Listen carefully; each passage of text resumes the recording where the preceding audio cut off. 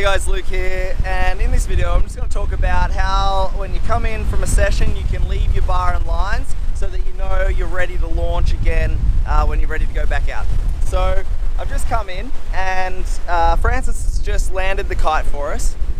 Basically, if you're planning on going back out for a second session and you don't want your lines to be in a tangle, you sort of have to think about keeping them neat right from this very moment. So I haven't let go of the bar, okay, and I've still got it connected to myself. When the kite gets landed, the first thing that's really important is that it's secured. So Francis just secured it really well by putting some sand on it, but if it was somebody that didn't know kite surfing or you didn't trust that they could secure it properly, you'd first need to go and actually secure your kite first. So what we would do is I like to hold the bar, make sure that it's not going to spin, release it from my harness, undo the safety. So now it's still just sitting nice and flat, and I'm just going to walk up the beach a little bit.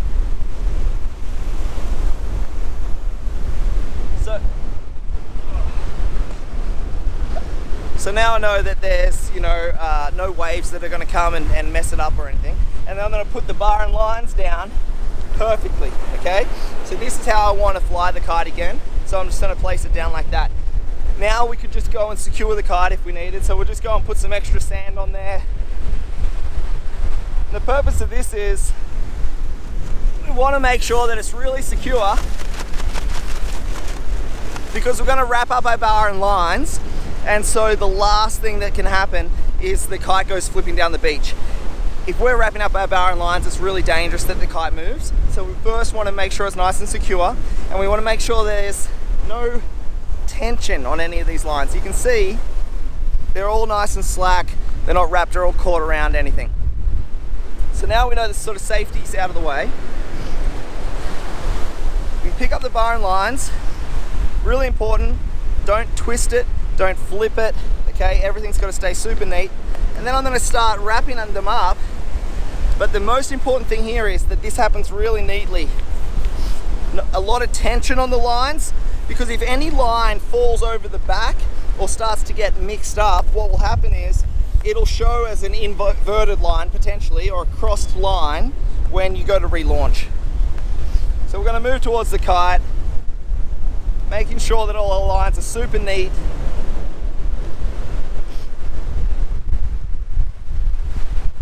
Now,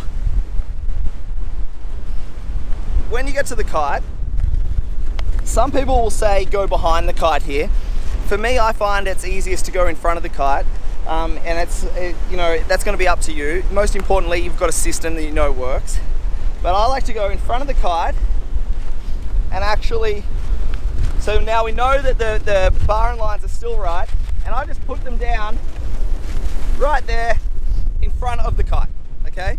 So now I know that, one, we're not taking up space on the beach, so sometimes it's just a courtesy to even do this when the beach is crowded with kites. You've got your lines everywhere, you can wrap it up nice and neatly, place it in front of your kite, and now you know you're not in anyone else's space.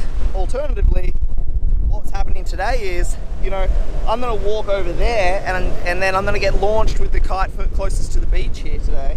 And so this is a way that you can leave your bar and lines knowing that you can swap. So the reason you do that is maybe you're on a very narrow beach, so you've come in from your session, you're still in the water and somebody catches your kite, you sort of come in and then you put the kite down, and then you want to re-rig the other way from the land and then launch again. And so this is how you can do it.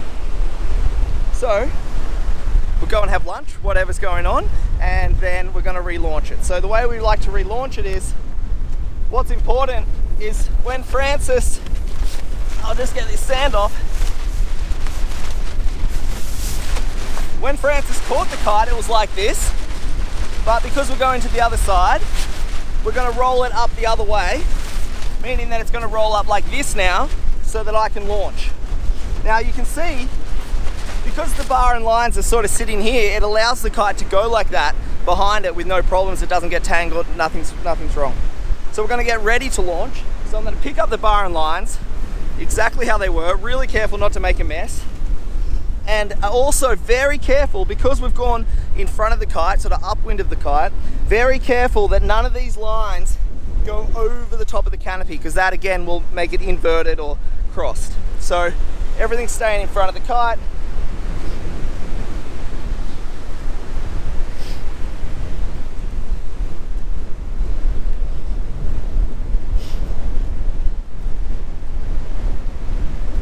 Okay, and when you get back to here, again, just super mindful that nothing twists. Sit it like this, connect it back to your harness. See, I've still got red on the left, and we should be exactly ready to launch.